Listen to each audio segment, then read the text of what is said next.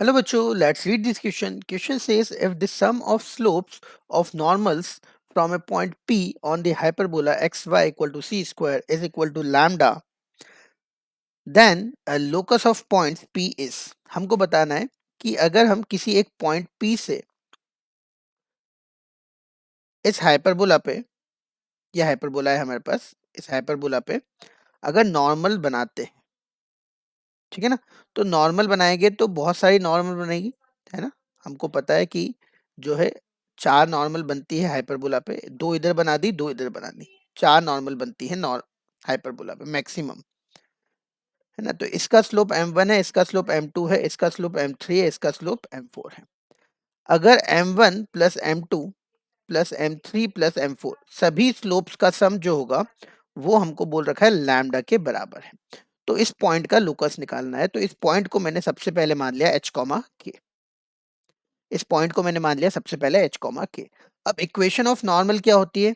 Equation of normal हमको याद है, इक्वेशन ऑफ नॉर्मल होती है c t की पावर 4, है ना। यहाँ पे c समझ गए, c, और t क्या है? t होता है parametric coordinate, C T comma c upon t, है ना। Parametric coordinates, parametric coordinates hyperbola में, ठीक। तो इक्वेशन ऑफ नॉर्मल होती है सी टी की पावर 4 माइनस एक्स टी की power 3 plus T Y minus C equal to 0, ठीक है। ये होती है इक्वेशन ऑफ नॉर्मल।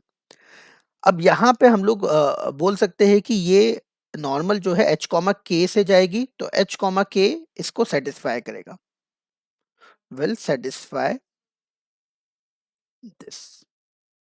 तो अगर इसको सेटिस्फाई करेगा तो ये हो जाएगा सी टी की पावर 4 माइनस एच टी की पावर 3 प्लस टी के plus minus C equal to 0। अब यहाँ पे 4 रूट आएंगे, है ना। यहाँ पर क्या आएंगे? यहाँ पे 4 रूट आएंगे। तो 4 रूट के लिए हमको ये पता है कि T1 plus T2 plus T3 plus T4, इन सबका सम जो होगा that will be equal to minus B upon A, तो that will be H upon C, है ना। वैसे समीशन T1 T2 दो दो का जब प्रोडक्ट करेंगे तो उसका आंसर आएगा 0, क्योंकि यहाँ पे टी स्क्वायर वाला टर्म नहीं है। और तीनों का समीशन करेंगे हम तीन तीन का, तो that will be minus D upon A, तो माइनस के अपॉन सी।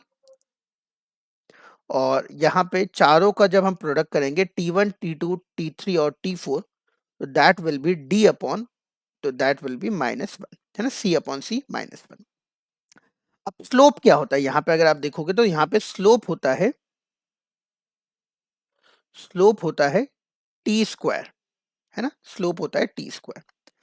तो m1 plus m2 plus m3 plus m4 अगर कांस्टेंट है लैम्डा के बराबर, इसका मतलब t1 स्क्वायर पहले का स्लोप, t2 स्क्वायर दूसरे का स्लोप, t3 स्क्वायर तीसरे का स्लोप और t4 स्क्वायर चौथे का स्लोप, इन सब का सम कांस्टेंट होगा, है ना। और ये हम लोग कैसे निकाल सकते हैं? ये हम लोग निकाल सकते हैं t1 plus t2 plus t3 plus t4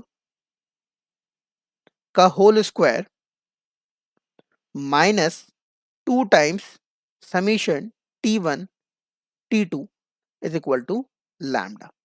इसकी वैल्यू हमको पता है, इसकी वैल्यू है h अपॉन सी, तो ये हो गया h अपॉन सी का स्क्वायर। इसकी वैल्यू हमको पता है, इसकी वैल्यू 0 इक्वल टू लैम्डा, तो ये हो गया h square equal to lambda C square, मतलब x square is equal to lambda C square. तो इस क्वेश्चन का हमारा आंसर हुआ option number A, perfectly correct. I hope आपको ये समझ में आया होगा। Thank you very much.